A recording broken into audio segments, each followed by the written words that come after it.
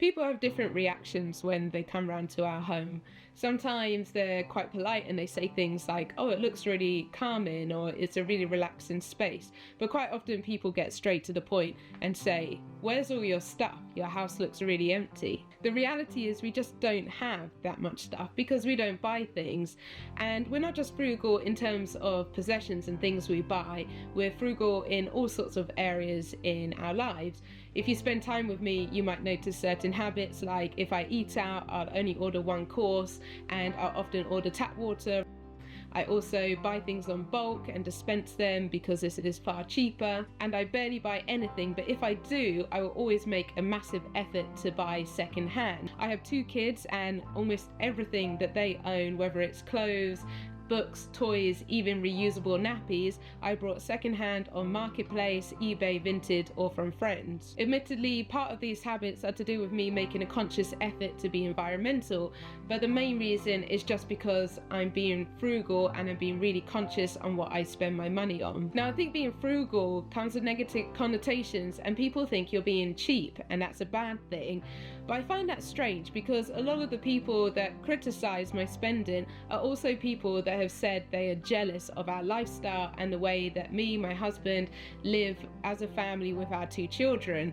And that's strange because they don't connect the dots between those 2 things, whereas I absolutely do. And I'll explain more about that later. But let's go back a little bit because I wasn't always frugal. I used to live in London. I moved there shortly after meeting my husband, Gil, and we were both living this big city life and we were spending lots. We used to love buying the latest gadgets. I was spending a lot on clothes, and if we were going out meeting friends for drinks or for food, we wouldn't question anything. We would just order whatever we wanted on the menu. Admittedly, it wasn't like that in the beginning because we were just starting out in our careers, but we were on the ladder going up and up the rungs, and as we did, our earnings increased and so did our spending. The reality was, though, we were both pretty unhappy, especially me. I really struggle with the consumerism, the rat race, that 9-to-5 living. And one day I just had enough, and it was actually seeing a National Geographic article about the best long distance hikes in the world that changed my life. In this article, I discovered the Israel National Trail is a 1,000 kilometer trek that goes the full length of the country. I'd never done anything like this before, but I instantly knew this was something that I really wanted to do.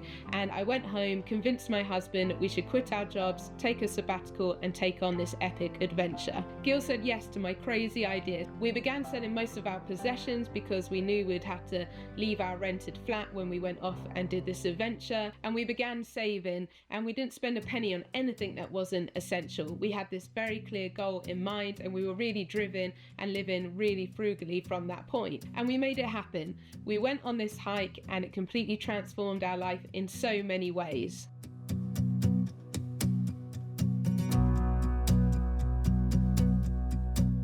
And one of the biggest ways it transformed our lives was the way we thought about spending and how we valued different things.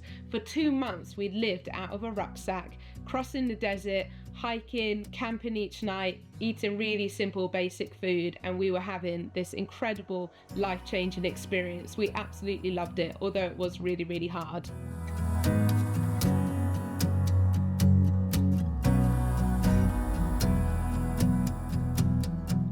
I noticed after that hike that the way I valued things had completely changed. Before, when I was frugal and I would go out and see things in the shops, I had this real desire that I wanted all those things. After the hike, though, I just had no interest in shopping, in buying things, in getting the latest gadgets, in buying new clothes. It just didn't interest me anymore, and I'd really just stepped away from consumerism. All I wanted from life now was to chase down adventures, to keep having that sense of freedom, and to keep traveling and living life to the full. So then came the next chapter of our life.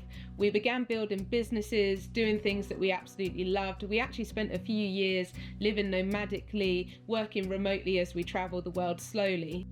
But then we decided we wanted to settle down somewhere and start a family, so we returned to the UK and moved to Somerset. Financially, at this point, we were doing okay. We weren't super minted. We're still not super minted, but we do okay. We're pretty comfortable. Although we had enough money to put a deposit down on a house, we decided to remain renting. This was because we felt that buying a house would suck us into the trap of buying more possessions to put into that house, spending loads of money on DIY and doing up the kitchen, doing up the bathroom, thinking about extensions, redoing the garden, etc, etc. We gave ourselves a budget of what we could afford to rent and actually ended up renting a really lovely house that was half the price of our budget, and really that was our goal. What's the cheapest we can go for a place that's comfortable enough for us to live, that might not be our dream home, but that we can live a good and happy life? So we're living well below our means, and that means that we're really quite financially comfortable. We have disposable income each month, and that massively takes the pressure off financially. Remaining frugal has given us so much freedom.